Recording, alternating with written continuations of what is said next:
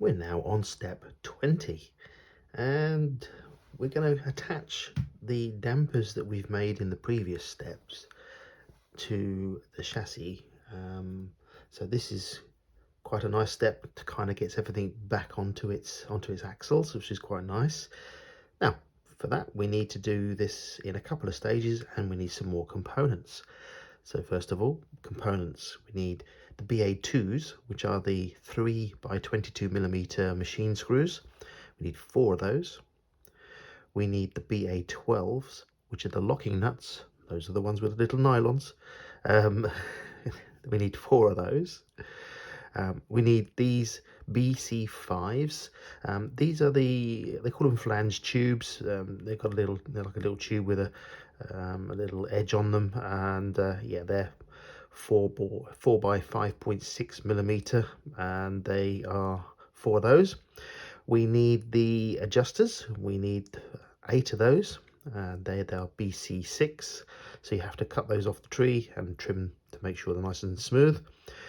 We need the BC4, which are these shafts, turnbuckle shafts, and we need some of these spacers. If you look here in the drawing, we've got these D7 components, so you've got 2 on each side. So you've got you need 8 of these spacers, so to space this out properly onto the chassis. So 2 stages. Let's first of all make the turnbuckles, because we need to make 4 of these turnbuckles, and they have a 19mm space between the turnbuckle, and the turnbuckles are parallel to each other. So let's do that bit first. So let's see if I can show you how to make one of these turnbuckle shafts. So here's our turnbuckle shaft, and here's our adjuster.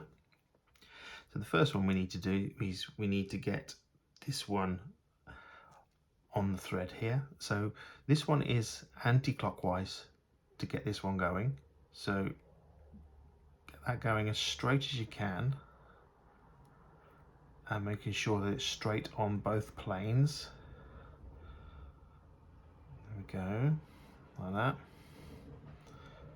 And then I use one of the box wrenches here, and in order to facilitate this, I've actually drilled out through the short section. So you'll see, you go through through the long section, it's already clear, but on here I've had to drill all the way through so it's clear, so that this will go through the center section, otherwise you won't be able to get it through. So now I've done that, I can actually wind this on to the turnbuckle, and it just makes life a little bit easier. So yeah, a little tip there, just drill this out. Drill it out in stages. I started off with a 3mm, and then I opened it up to a 3.5, and then I opened it up to a 4mm, using a vise, of course, to hold the wrench in. So right, so now we have this section on, and that's now on there. So this side's on, it goes on anti-clockwise, and they then take the other side, and we do the same again, but this time this one goes on clockwise, and this one we can wind on again as straight as you possibly can. A little bit of pressure just to get them going. And this one here, you could use a pair of pliers to hold the center buckle like that, if you wish. So you can hold it like that and wind that through. Okay, there we go. Just gonna have a little guess now. So let's have a little guess, and let's have a look. Oh, that's so close. 19. I think we need 19mm. So what? I think I'm happy with that. What a stroke of luck. Yeah, that's 19mm. So that's 19mm, and central end to central end is 49mm. So, but a 19mm gap in the center is what they were aiming for, and I'm spot on. That's amazing, absolutely amazing. All right, so that's how you make one of the turnbuckles. So that's the turnbuckles made. We now need to attach all these and our shock absorbers to the chassis. So let's see if we can show you getting one of the corners. So I've made the chassis so this is the front of the chassis and this is the rear of the chassis as per the drawing and as per the diagram. So what we need to do is we need to take one of our link rods that we made and we need to attach that to the chassis and to this pivoting system that's going to be the camber link system for the actual suspension. So taking this with turnbuckle downwards, again noting this on the drawing, over the ball joint, give that a push and hopefully that will go in. Cool, it's nice and stiff. May need to use my pliers for that one. Let's try this one, see what this one's like. And if I need to get the pliers, I'll get my little pliers. Yeah, gonna need to get some pliers. Here's a brief moment while I rummage through for my pliers. There we go.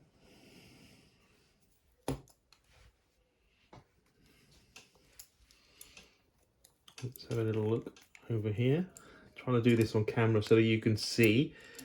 I don't know if you can see. We'll soon find out, won't we? There we go. That's that one on. And then this one here.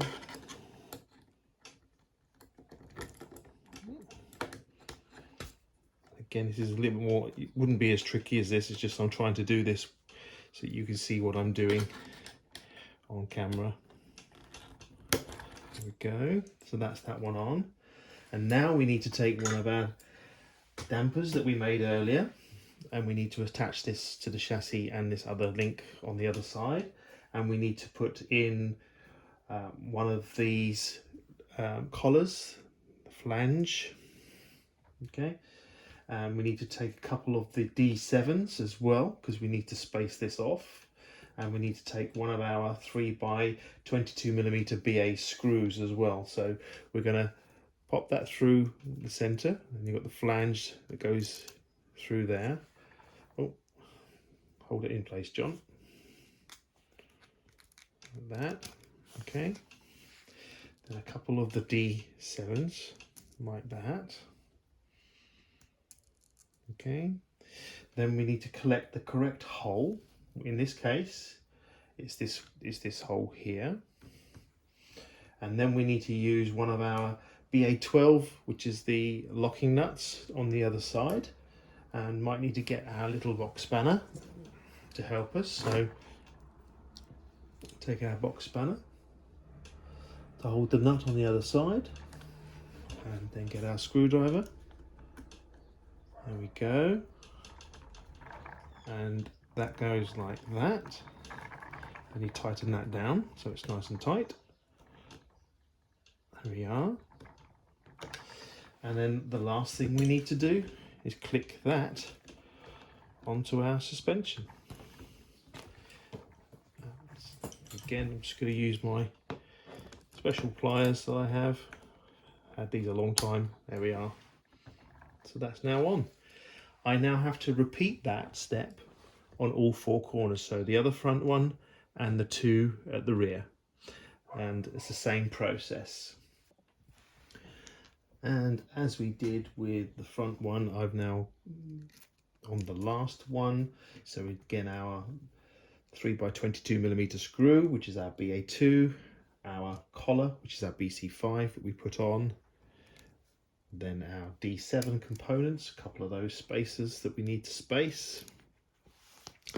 Then this will locate into this hole here. Take our locking nut, and we've got to get our locking nut on the other side. Hopefully we can get this, won't be able to see, but I'm literally got that on the other side. Going to put our box wrench on the other side of the nut just to hold the nut so that we can screw this tight. Like that. And again, that's nice and tight. And last but not least, attach this to the camber link. Let's see if we can. Oh no, didn't work.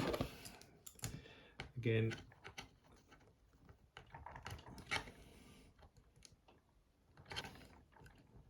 There we are. So that's now on. So that is step 20 completed. We've attached all the dampers to the chassis. So let's see if we can turn this up the other way. Just zoom out a little bit so you can see. Some cabling to tidy up, but now we have our chassis and our suspension system. Wow.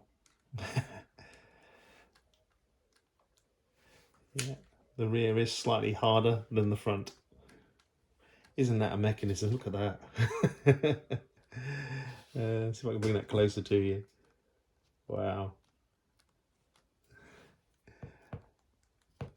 Amazing. Right, anyway, on to the next step.